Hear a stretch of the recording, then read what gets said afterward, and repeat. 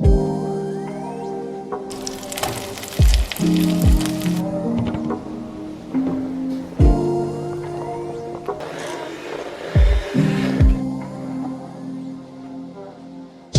nice of you to join me for today's cooking vlog. It's something about those classic savory comfort foods that make the holiday season that much more special. And this Salisbury steak with rich, velvety whipped potatoes most definitely fits the bill. And did I mention this is completely meatless? You heard right. Now trust me, on this day in the kitchen, I threw down. You do not want to miss this. I've even included some of my favorite highly recommended seasoning so that you can get that impeccable flavor profile. And don't fret, check the description box for all of the ingredients and a full recipe.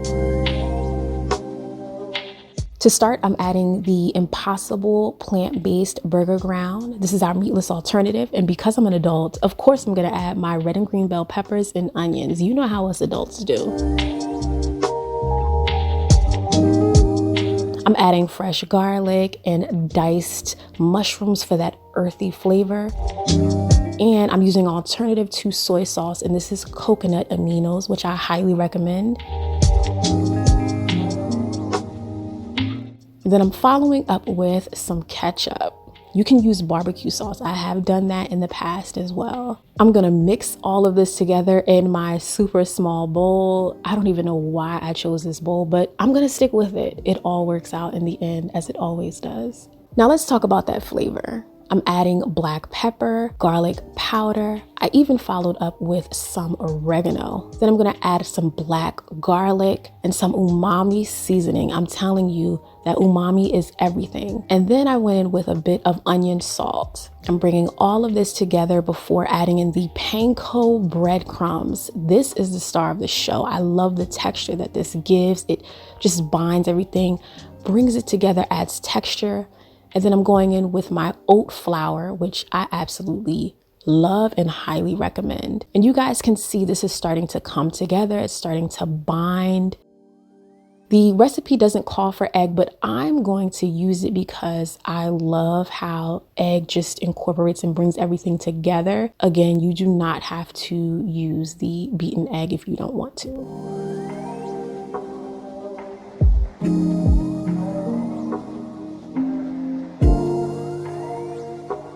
At this point, I realized I forgot to add my garden vegetable seasoning. So girl, I went on ahead and added her in.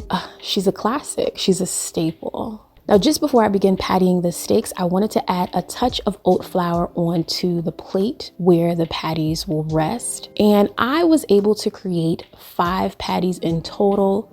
But I want to point out how smooth and just consistent these patties are. It's not all gritty, getting all over my hand. Like when I tell you this meatless alternative definitely performs or prepares much like the meat you may be accustomed to, I'm telling you, try this on your next Meatless Monday. Try this recipe out this holiday season. You will not be disappointed. Every mouth that is fed will be joyful. You see what I did there? Now to a pan, I added about 2.5 tablespoons of avocado oil, and I'm just placing the steaks into the pan, and you want to allow these to get a nice color. They have a beautiful color when they fry up in the pan. Look at that color. Please don't play with me. I am not one of them.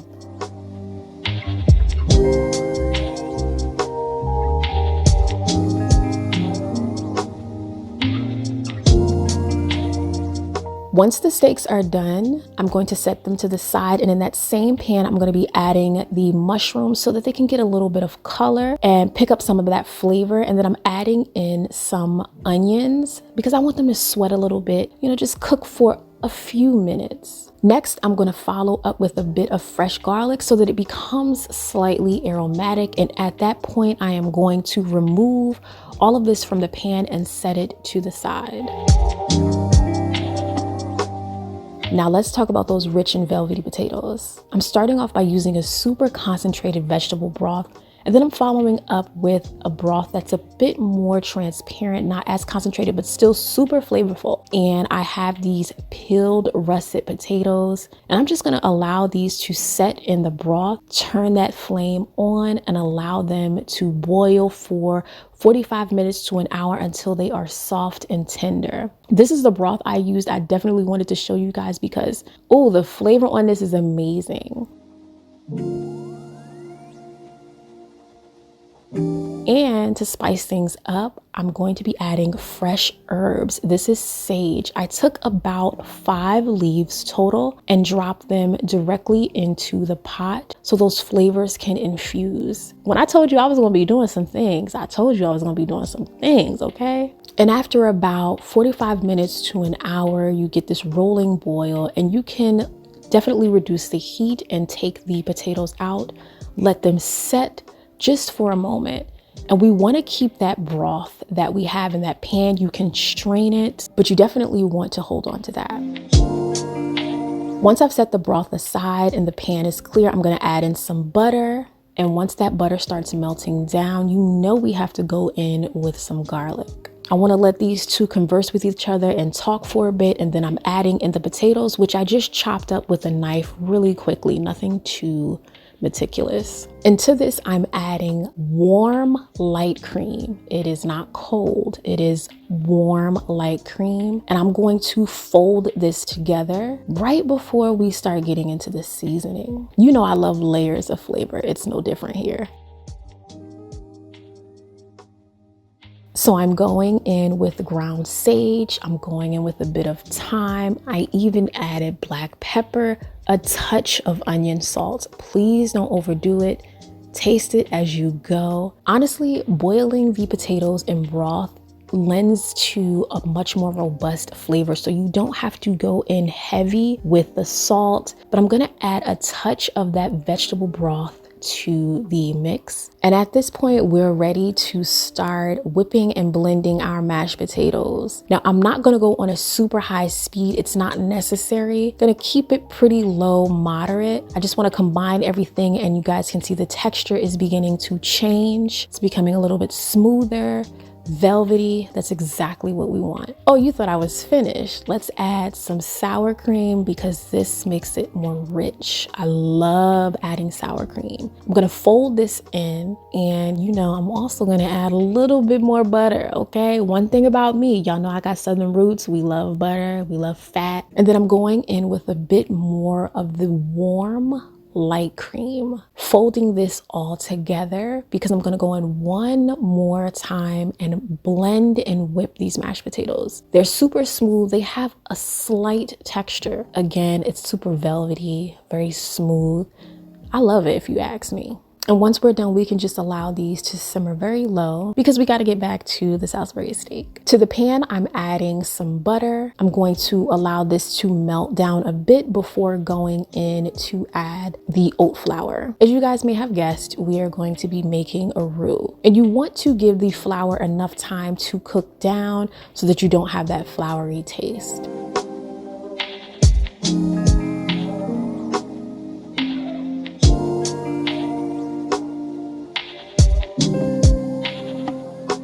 And allowing this to cook down and combine, it starts to change color, and this can intensify the color of your gravy. Next, I'm going to be following up with vegetable broth, the same vegetable broth that we used for our potatoes. Oh my God, it's just super flavorful. I love this, and it's a great way to reduce waste. Okay, listen to me.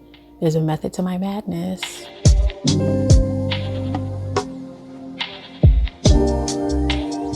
And just as we did with the patties, I'm going to be adding some of the coconut aminos.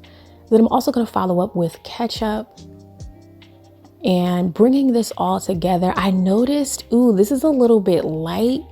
The camera was definitely making it lighter, but I'm like, we can definitely give this a bit more color, make it look more like gravy. So I added some browning, you know, to all my Caribbean people, you already know the vibes, you know what it is.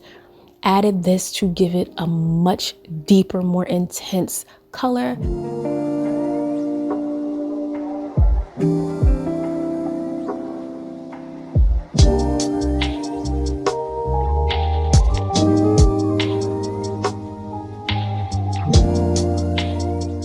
love simmering everything on low, and I'm combining the mushrooms and the onions so that they can start talking with the gravy. They can start getting acquainted. They can start blending their flavors into the gravy itself.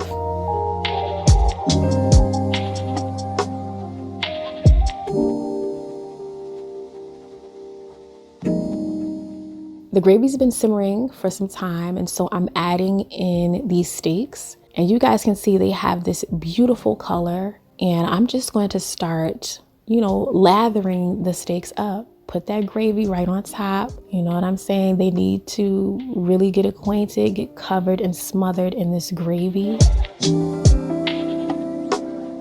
I love seeing how this dish is coming together. How are you guys feeling about this dish? Like, can you see yourself recreating it? What would you do differently? Definitely leave any recommendations you have in the comment section. But you guys know I'm huge on presentation. Bringing this meal together means a lot. Meals like this, it brings family together. It's a great way to just bring in the holiday cheer, keep everybody together, lighten the mood, because this is great for the holiday season.